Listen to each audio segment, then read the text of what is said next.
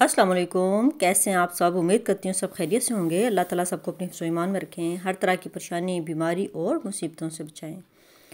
तो जिस जिसने चैनल को सब्सक्राइब नहीं किया प्लीज़ कर लें, प्यारा सा लाइक कर दें, एक खूबसूरत सा कमेंट कर दें। तो चलें जी, शुरू करते हैं अपना व्लॉग। आज मैंने बनाई थी हलीम, चिकन हलीम, जो कि बहुत ही मज़ेदार है और बनाने भी बहुत आसान है। मैं जिस तरीके से बनाती हूँ बहुत आसान हो जाती है। मैंने सबसे पहले चिकन को अलग से बॉईल कर लिया था और उसकी जो हड्डियाँ वगैरह थी वो रिमूव कर दी थी और प्याज को हल्का सा ब्राउन किया, अंदर लहसुन अदरक का पेस्ट डाला, चिकन डाल के फ्राई किया और दालें सारी रात को भिगो दी थी। दालें, दलिया और चावल, और उनको गला के अच्छी तरह ग्राइंड करके तो चिकन के अंदर डाल दिया था। तो साथ में बिरयानी मसाला, जब चिकन भून रही थी उसमें हलीम मसाले का पूरा पैकेट डाल दिया था। तो मसाला भुन गया अच्छी तरह से, फिर उसके अंदर दालें और दलिया जो था वो ग्राइंड करके अंदर डाल दिया।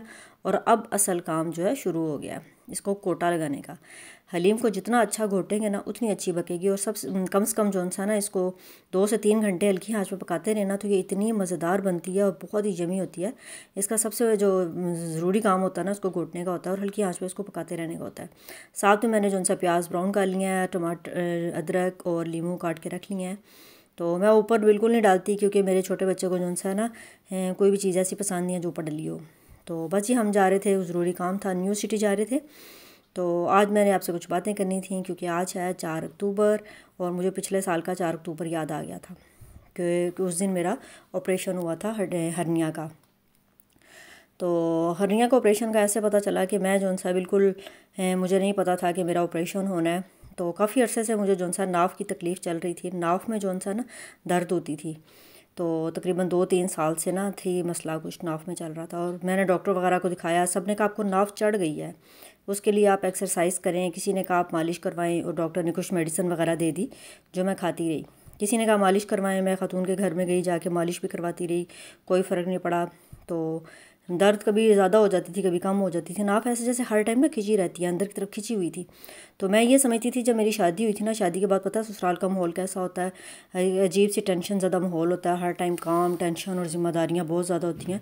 तो डर की वजह से मेरी जो है ना तब भी नाफ ऐसे अंदर की तरफ रहती थी, पट्टे सारे खिंचे रहते थे क्योंकि हर टाइम कामों का इतना ज़्यादा होता था ना, बोझ होता था। तो मुझे ऐसा लगता था मेरे पूरे असाब जो है ना खिंचे रहते हैं, हर टाइम पट्ठों में दर्द और खिंचाव इस तरह रहता था। तो वो उस टाइम से जो सा मेरी एक आदत सी हो गई थी अपने आप को बिल्कुल ना, मैं रिलैक्स नहीं कभी भी रह सकती थी जब तक कि ससुराल में रही थी। फिर आहिस्ता आहिस्ता हम सेपरेट हो गए, फिर अल्लाह ताला ने घर दे दिया, फिर थोड़ा सा रिलैक्स हो गई। लेकिन यह है कि नाफ का मसला जो सा ना वो जब से शादी हुई है तब से टेंशन की वजह से चलता आ रहा था और मैंने कभी उसको इतना नहीं समझा था कि ये इतना बड़ा सीरियस मसला हो चुका हुआ है। और मुझे कुछ ये सितंबर के एंड में जो सा ना मसला हुआ था जिसके लिए मुझे गायनिकोलॉजिस्ट के पास जाना पड़ा था। तो मैंने उसको टेस्ट वगैरह करवा के सारा कुछ चेक करवा के जब वापस आने लगी, मैंने उसको वैसे ही जिक्र किया कि मेरी नाक में जो है ना बहुत दर्द होती है, बाज़ बात तो इतना ज़्यादा खिंचाव हो जाता है। तो वो बहुत अक्लमंद डॉक्टर थी, उसने मुझे कहा कि आप ऐसा करें कि हर्निया का टेस्ट करवाएं, मुझे लग रहा है आपको हर्निया है, तो आप किसी सर्जन से रब्ता करें। मैंने कहा पता नहीं एम ही कह रही है। फिर मैंने इस चीज़ को सीरियस लिया और मुख्तलिफ डॉक्टर्स वगैरह को चेक करवाया। उन्होंने जब सारा चेक किया, टेस्ट वगैरह किया, तो पता चला हर्निया है और फट चुका हुआ है अंदर ही। तो फिर बहुत ज़्यादा ये टेंशन के दिन थे, सितंबर का एंड चल रहा था, पिछले साल की ये बात है। और बहुत ज़्यादा टेंशन वाले दिन थे और इतनी ज़्यादा मुझे डर रही थी क्योंकि तकरीबन 10 साल पहले मेरा पिते का ऑपरेशन हुआ था, वो तो हमने करवाया था लेज़र से। तो अब जो कट वाला था ना ऑपरेशन, उसकी वजह से मुझे बहुत ज़्यादा टेंशन हो रही थी क्योंकि कट लगवाना कोई आसान काम नहीं था और मुझे वैसे भी इंजेक्शन से भी इतना ज़्यादा खौफ आता है। शादी से पहले मैं कभी इंजेक्शन नहीं लगवाती थी, लेकिन शादी के बाद में इतनी तकलीफ़ें आती हैं इंसान पे कि बर्दाश्त करना मुश्किल हो जाता है। मैं जो इंजेक्शन लगवाने से रोती थी, बाद में इतने इंजेक्शन और इतनी ड्रिपें और इतना कुछ हो चुका था मेरे साथ कि अब मुझे जो सा बाकायदा कट लगवा के ऑपरेशन करने के लिए बहुत ज़्यादा खौफ आ रहा था। और इतनी मेरी जान खुश्क हो रही थी उन दिनों में, पिछले साल मुझे अब भी याद आ रहा है। और मैं इतनी ज़्यादा टेंशन में थी। सबसे बड़ा मसला ये हो रहा था कि मैं ऑपरेशन करवाती हूँ तो मेरे पास कौन आएगा, क्योंकि सब जो हैं इतने ज़्यादा बिज़ी हैं। पहले तो था मेरी अम्मी, हर टाइम जब भी कोई मसला होता था मेरे पास आती थी। वो भी ज़ईफ़ हो गई हैं, बूढ़ी हो गई हैं, उनमें भी हिम्मत नहीं है। और मैंने जो सा किसी को नहीं बताया था कि मैं ऑपरेशन करवाने लगी हूँ। अपने बहन भाइयों को, सिर्फ़ एक सिस्टर को बताया था बस, क्योंकि मुझे था कि वो किसी को नहीं बताएंगी और मुझे तसल्ली दे रही थी, हौसला दे रही थी। तो मैंने सिर्फ उनको बताया, हर बात मैं उनसे शेयर कर रही थी। तो ऐसे दिन गुजरते जा रहे थे। ऑपरेशन से 2 दिन पहले मेरी दूसरी सिस्टर का फ़ोन आया। मैं उनसे बात करते हुए एकदम मेरा रोना निकल गया। मुझे बस ये था कि पता नहीं मैं ज़िंदा रहूँगी या नहीं रहूँगी, मेरे बच्चों का क्या होगा। तो बस मैं ऐसी रो पड़ी। फिर सिस्टर पूछने लगी क्या हुआ, क्यों रोई हो, तुम तो कभी नहीं रोई, तुम तो बहुत बहादुर हो।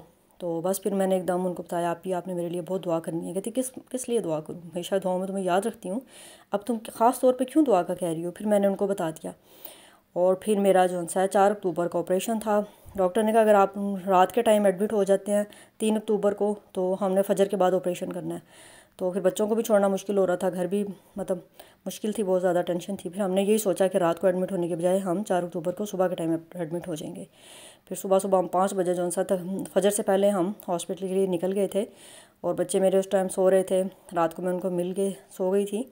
नींद कहाँ आनी थी मुझे, मैं तो सारी रात जाग रही थी, बस टेंशन थी जाने की और क्या होगा। तो बच्चों को सोया हुआ देख के जब घर से निकली थी, मैं इतना ज़्यादा रो रही थी कि पता नहीं मैंने वापस घर में आना है या नहीं आना, क्या होगा मेरे साथ, बहुत ज़्यादा फ़िक्र हो रही थी। तो बस फिर हम अल्लाह का नाम लेके निकल गए। और ये PAF हॉस्पिटल है एयरफोर्स का, इस्लामाबाद में। फिर वहाँ से मैंने जो है ना अपना ऑपरेशन करवाया।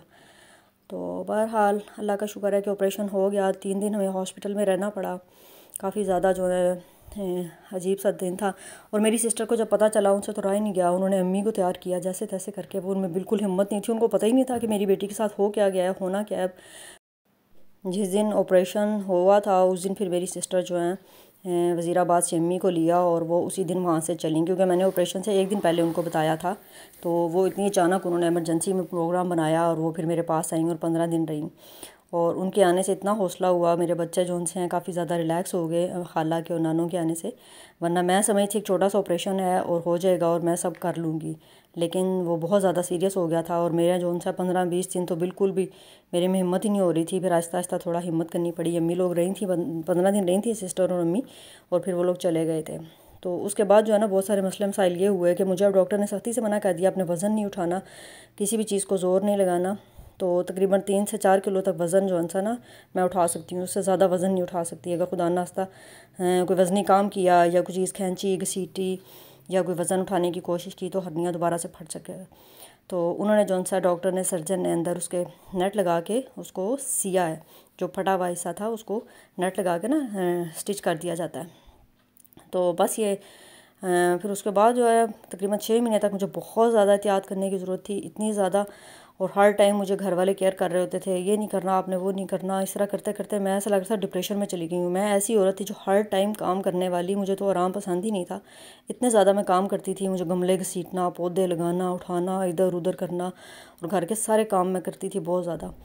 तो जब किसी एक बहुत ज़्यादा काम करने वाले इंसान को इस तरह बिठा दिया जाए और उसकी ज़िंदगी में बिल्कुल आपने ये भी नहीं करना, वो भी नहीं करना, वज़न भी नहीं उठाना, सीखना भी नहीं है, किचन में हत्ता कि बड़ा तेज का मैं बनाती हूँ खाने का, वो उठा के एक साइड से दूसरी साइड पे नहीं कर सकती, बड़ी पानी वाली बोतल नहीं मैं उठा सकती। तो बस ऐसी एक ज़िंदगी हो गई है। पहले 6 महीने तो मैं बहुत ज़्यादा डिप्रेशन में चली गई थी। हर काम के लिए मुझे आवाज़ देनी पड़ी, आके ये काम कर दें, ऐसे कर दें, दूसरों को बुलाना पड़ रहा था। एक किस्म की मोहताजी वाली ज़िंदगी हो गई थी।